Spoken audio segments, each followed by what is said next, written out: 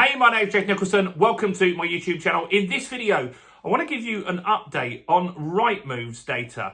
Now, this is surprising, some of this data. Now, what they're going to give us here is an update on asking prices. That data has a bit of a lag, I'll admit that. But also, they've got an update on the activity. How many sales are getting agreed during what's happening in the Middle East? Now, that data is somewhat surprising to me. It seems to be busier than you might expect. So in this video, I'm going to give you an update on what is happening in the property market, what's happening with asking prices, what's happening with sales volume activity, and much, much more. But before we do jump into that, if you're new around here and you haven't done already, do subscribe to my channel over there and hit that bell notification. Join over 50,000 subscribers who get all the latest property news, house price news, interest rate news, property investing tips, and much, much more. And help me also get some views on this video. Your part in that is simple. All you need to do, smash like, tickle like, do something to that like button. That really helps with the YouTube algorithm, and that really does help the channel grow. So thanks to everyone that takes a minute to do that. So, Rightmove data. It's interesting, the Rightmove data. I always say this, but maybe you haven't been on the channel for long. When I started this channel 4 years ago now, we just had our 4-year anniversary according to YouTube. But when we started this channel, it was interesting because a lot of people said the Rightmove data wasn't relevant because at the time, asking prices kept going up significantly. But when the markets turned a little bit last year and then asking prices came down, suddenly everybody thought that the data was really valid. Now, I think the Rightmove asking house price data is important because, in my opinion, it gives you market sentiment. Now, if you get a load of new listings and listed on Rightmove and they're lower than the other properties on there, then you can be confident that house prices are going to start dropping quite quickly because those sellers are more motivated. The ones on there originally will see these new listings and they'll say, well, if I'm serious about selling mine, I need to drop down to that level as well. And that can be a domino effect. But the market has been fairly resilient over the last few years, and asking prices are actually up this month. And so that's interesting. Now, that does have a lag. So this is February data, but some of this, the next data I'm going to show you is more up to date. So February asking prices are up 0.8% in a month. That's not bad, is it? That is not bad. And so that shows that had all this stuff not happened in the Middle East, we were getting a fairly decent property market because affordability was improving. Remember, it was only a few weeks ago, interest rates were expected to be cut. And so these people would have been taking that stuff into consideration. And so the average asking price went up by a big chunk, £3,023. And the average asking price on Rightmove was £371,042. Now, you might look at that and say, well, that's massively higher than sold prices, because sold prices average at the moment is around £300,000. That's true, because there are lots of high-end properties on Rightmove that have been on there for ages. £10 million properties bring the average up, don't they? And they're not selling. They're just sitting there. But still, the average is going up. It does show market sentiment at this point in February was fairly strong. So what about sales volume? How's that doing at the moment? Well, in March, we are 2% lower year on year. We're 2% down year on year. Now, you might look at that and say, well, there you go. That shows the market sentiment is bad and the market's down.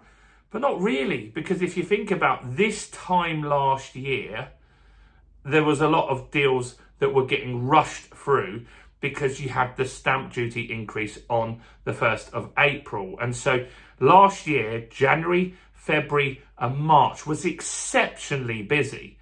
And the fact that we're only 2% down on that is pretty good going, I'd say. And it shows that we must have started this year with a fairly decent number of transactions actually completing. Remember, the first quarter last year, 500,000 properties. The whole year was 1.1 million properties, I think it was. So we took basically another 9 months to hit what we did pretty much in the first quarter. So that's interesting that it wasn't down. Now, compared to 2024, we're actually 5% up.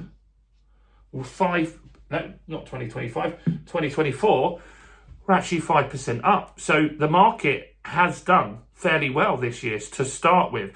Remember, we had the Boxing Day bounce, which was around 3% up for asking prices. It was a big jump at the beginning of the year. Then the next month, it was fairly flat. Now we're nearly 1% up again. So asking prices are showing massive resilience in the market. And the fact is, in March, even during what's been happening, people have been putting offers in, getting sales agreed. Now, those sales will continue through and hopefully complete. Now, what you need to take into account here is that those people, though, are on much better mortgage deals than the next batch of buyers that we're going to see coming into the market in the next month or so. And so I think this could change quite quickly, because these people that have agreed sales in March, they would have gone to a broker in January, February, maybe even as far back as December, and got a deal agreed in principle. And they would have got a rate at the time, maybe as low as 3.5%. But now mortgage rates have gone up around 1% higher. So that means new people coming into the market now, if you went to see a broker today, you're going to get a much worse deal than someone that went there 6 weeks ago. Also, you had the expectation that rates were going to go down then. So if you take out a deal at that point, when you do your renewal, you're expecting it to be cheaper. Now there's a lot more uncertainty in the market. You've also got to contend with as well the fact that 4% rates have gone pretty much. All the lenders that had sub 4% rates, they've all been pulled from the market. You've also had a huge chunk of products pulled. You had 20% of all mortgage products have been pulled, which is 1,500 mortgages off the market now. And also you've got deals that have been taken away for low deposit mortgages as well, which only weeks ago we had a record high on low deposit mortgages, which really helps with first time buyers. So this is good data. It shows the market has been resilient.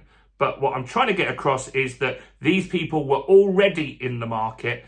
They already secured good deals, and they probably looked at this and said, you know what, we've got a good deal here. Let's crack on and get this sorted, because if we stop and pause and go back in, maybe we're going to pay a 5% rate rather than the 3.5%. So I think that's why that kept the market momentum going. And I think that things will personally slow down now until we get more certainty where we're going to go with the Bank of England. Just Monday this week, the expectation in the morning was that the Bank of England would raise interest rates 4 times in 2026.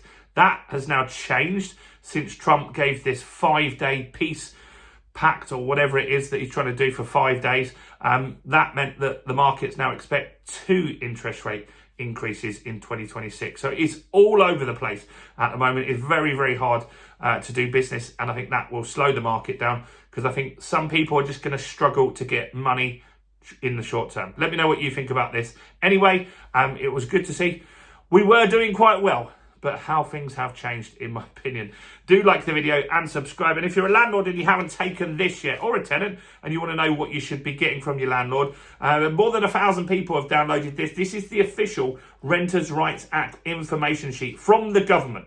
A landlord is obligated to give this to a tenant before the end of May. If you don't, you can get fined £7,000. Yep. £7,000. Crazy, crazy, crazy.